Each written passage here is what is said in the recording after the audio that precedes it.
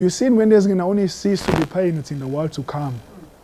Only now you're going to have to endure pain. Pain's going to determine whether you're going to make it through or not. Now, friends, before I show you, I showed you what God's in travail. God's in travail is going to produce a redeemed people. The Bible teaches Satan's also in travail. And something's about to be born. I'm going to, biblically speaking. Before I go there, let someone say, truly, is there also pain for the wicked? Well, I know in order for the righteous to get joy, there must be pain.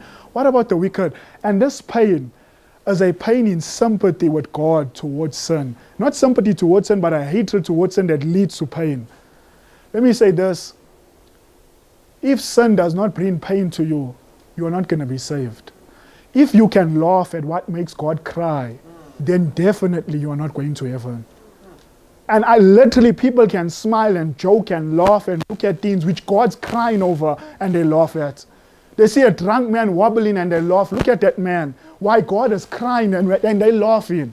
That shows they are not in harmony, in sympathy. They're not sharing the pain of God. Why? They can watch things which Jesus is saddened by and they can find a delight in it. They can play games which breaks the heart of Jesus, but they find a delight in it. And I'm saying that if we are not in pain, friends, if it brings pain to the heart of Jesus to see two men fighting, then it should bring pain to our heart. But do you know, people find it a joy to watch boxing, wrestling, soccer, rivalry, killing, watching comedies, laughing. Comedies and jokes about holiness, mocking righteousness, and people laugh about it, whilst God's in pain about it. If we do not share in the pain of Jesus, friends, you are not going to be saved. You are not going to receive the latter rain. You will not receive the seal. If there's no pain within our hearts, there's no sealing for us. Now, I want you to see biblically that the wicked are suffering as well. Come with me in your Bible to Job. I want you to see. Actually, let me show you Satan's pain. First, Satan's pain. Come with me in your Bible to Psalms. Jeremiah first, Jeremiah 12. Question, let me ask you this, with God's pain, will there be fruit for God's pain? Yes. It's the redeemed of millions. Come with me to Jeremiah. I want you to see the fruits of Satan's pain. Tell me if Satan has any fruits. Jeremiah 12, verse 13. What did I say? 12, verse 13. Listen to what it says. Let's see if Satan has any fruit for his pain. It says, but they have sown wheat, but shall reap thorns. They have put themselves to, what's that word? To pain, but shall not profit. Are you seeing this? But just now we saw that in order to have joy, what must you first have? But now we say there's some that put themselves to pain, but they have no what? No profit. There's no fruit for their pain. So I'm saying you can suffer with Satan and have his pain, and the fruit of it is nothing. Or you can choose to have the pain of God, and the fruit of it is joy. Do you know that even when Satan looks upon his works, do you know his own works are going to condemn him? When he looks upon all those millions that he ruined, sickly, dead, some of them are, even when they're resurrected, they still bear their same marks of sin.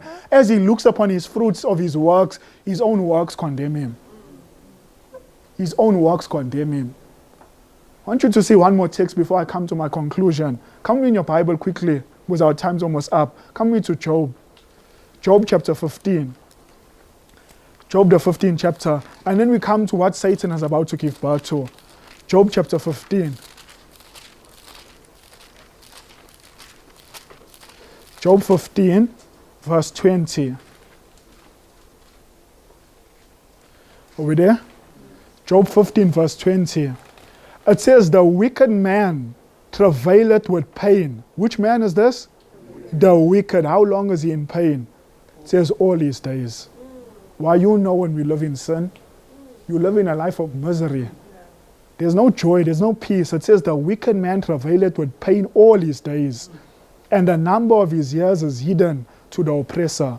God says he's under oppressor, the man that chooses to live a wicked life and is in pain. Now, I want to come to my conclusion.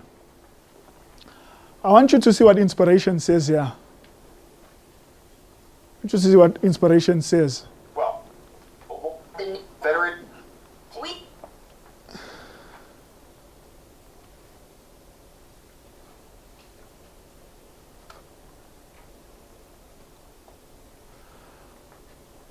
This is the prophet speaking. Actually, this is Desire Pages 676. Remember, Jesus says that he is the vine, we are the branches. And he says that his Father prunes us. Now, let me ask you, is a pruning is cut, it's a painful process. Because there's parts of that plant, that vine must be cut off. To be cut is a painful thing. And Jesus says that the Father himself prunes the vine. And if we are part of that vine, guess what happens? We have to be pruned. Prune is not a nice, joyful process. It's a painful process. This is what inspiration says. The pruning. I'm not reading the whole thing. She says the pruning will cause pain, but it is the Father who applies the knife. So you don't have to be afraid. It's the Father that applies the knife. Now, about Jesus, this is Desire Pages 88. She says he hated Jesus. She's speaking about Jesus. She says he hated but one thing in the world. What was the thing he hated? That was sin. He could not witness a wrong act without what? Pain, which was impossible to disguise. So every time Jesus saw sin getting practiced, did Jesus laugh at it? It says it caused him pain in his heart.